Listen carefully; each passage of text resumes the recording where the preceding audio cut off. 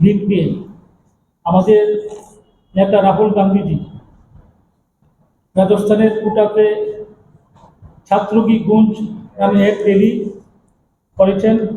মানে ছাত্রদের কণ্ঠ, ছাত্রদের আওয়াজ।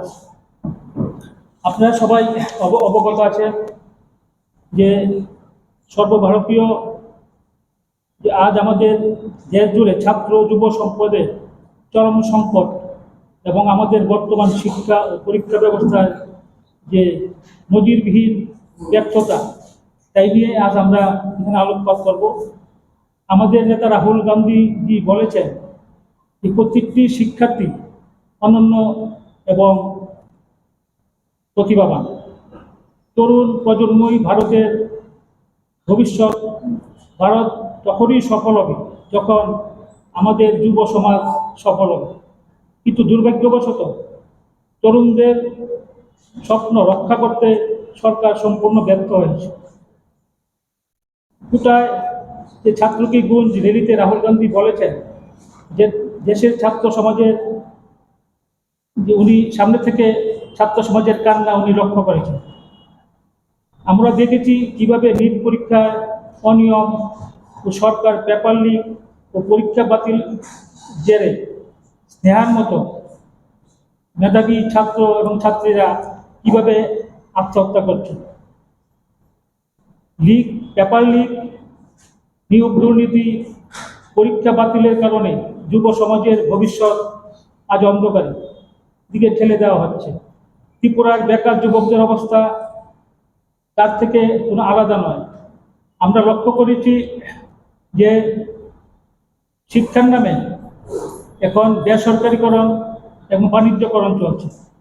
আমরা লক্ষ্য করেছি যে ত্রিপুরাতে যে বিদ্যাজ্যোতির নামে যে 125টা স্কুল চালু হয়েছে, আগে ছিল বিনা বেতনে পড়ার, যে আমাদের কংগ্রেস সরকার মনমোহন সিংয়ের আমলে করেছিল যে মৌলিক অধিকার।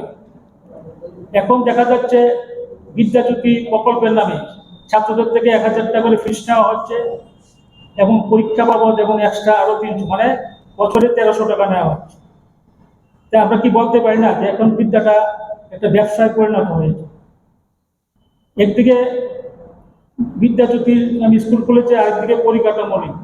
যারা শিক্ষক তাদের কোনো ব্যাকগ্রাউন্ড নেই। কারণ প্রথমে সব বাংলা মিডিয়াম স্কুল ছিল, বাংলা মিডিয়াম থেকে কিন্তু ইংলিশ মিডিয়ামে চালু হয়েছে।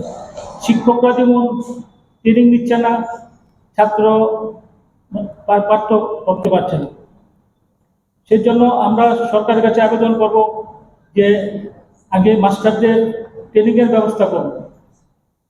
মাস্টারদের ট্রেনিংয়ের ব্যবস্থা না করলে শিক্ষা বিদ্যাজ্যোতির যে প্রকল্পের যে তার কোনো লাভ হবে না। আমি বলছি যে কংগ্রেস দল এই যে মতানৈক্য, এই যে অনৈক্যের কারণে এবং আমূল পরিবর্তন চায়, এই যে বৈষম্যটার আমরা আমূল পরিবর্তন চাই।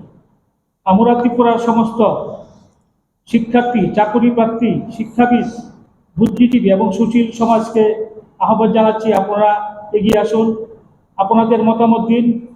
রাহুল গান্ধী বলেছেন, প্রতিশ্রুতি দিয়েছেন যে আপনাদের এই লড়াইয়ে তিনি কাঁধে কাঁধ মিলিয়ে লড়বেন, থাকবেন। সদর জেলা কংগ্রেস আগামী দিন কোনায় কোনায় আমরা আন্দোলন ছড়িয়ে দেব যতক্ষণ পর্যন্ত যুবকদের কর্মসংস্থান এবং ছাত্রদের পরীক্ষা ব্যবস্থার স্বচ্ছতা না আসে। কংগ্রেস এই লড়াই জারি রাখবে, কংগ্রেস এই লড়াই থামবে না। আপনাদের সামনে আরো বিস্তারিতভাবে তুলে ধরবেন আমাদের দলের